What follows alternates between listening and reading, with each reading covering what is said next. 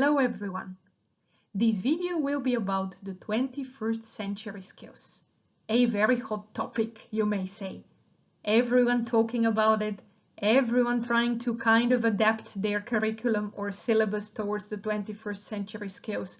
So we are in need of also defining them somehow. Let's do it. Before we of course start with talking about the 21st century skills, we need to give some kind of a definition or depict the 21st century as it is. This new world, is it the same as it used to be?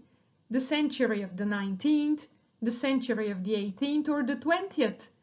Maybe different. In what way? The US military came with a very interesting abbreviation which actually might give us the answers why those 21st century skills have become these contemporary topic of relevance, as we know. The VUCA, or the VUCA abbreviation, gives a very good clarity onto what kind of a new normal our 21st century actually is. The V stands for volatile or volatility, meaning that we live in a world, we live in a century full of so much dynamics and change that it is very difficult to find logic in it, to find some kind of knowledge that is not easily outdatable, if I may say.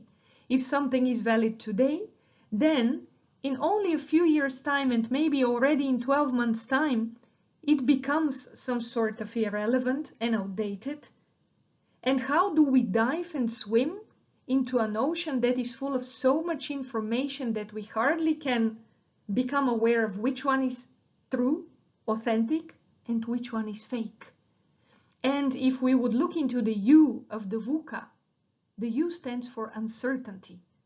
And the world, the 21st century, have become very uncertain. We are no longer in a position of predicting, of forecasting with this very much clear understanding of what the world will look like.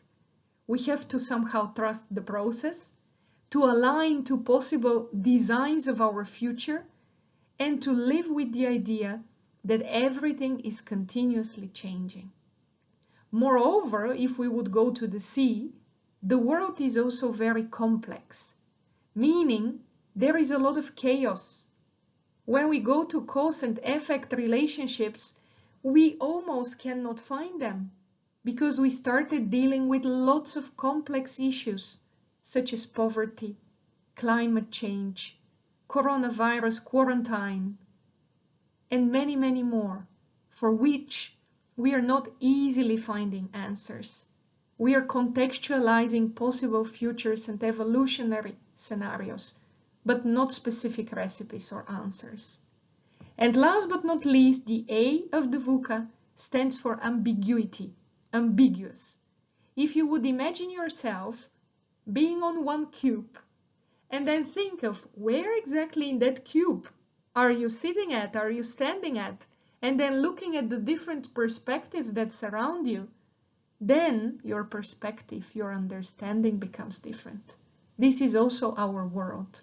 It is so much multifaceted, so much intercultural, so much cross and multidisciplinary, that it is very difficult to come to only one or even 10 different universal truths. So if the 21st century looks like this, how does then the framework for the 21st century skills look like? Let us see together.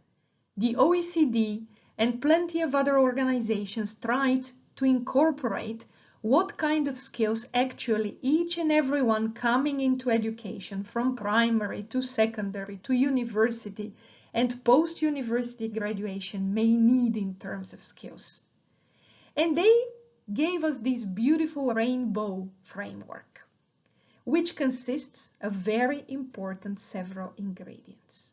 First one of which, life and career skills, the so-called transversal ones. What makes us easily flexible and easily adaptable to a labor market that we cannot foresee? What do we need to provide to our students, to our learners, to become ready for this 21st century that I just shortly described? And then On top of it, learning and innovation skills, which would be those 4 C's that now have become really the core of it all. The magic that brings this learner to a citizen, responsible, autonomous, aware of what the future can entail.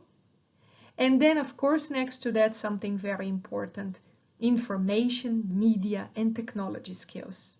We live in a world which is very much highly connected, highly interconnected, and at the same time, very creative and open.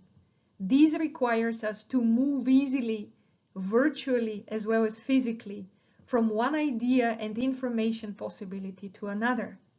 And to be ready for that, we need to also somehow incorporate those skills into each and every subject we're teaching. And next to that, as a core, if you would look into that rainbow, you of course have the core subjects. The core subjects which have always been there into our education, which we always knew would stand there as pillars and milestones for bringing the future ahead, not only in our learning journeys at our higher educational institutions, but also in life, career, innovation, media, and information.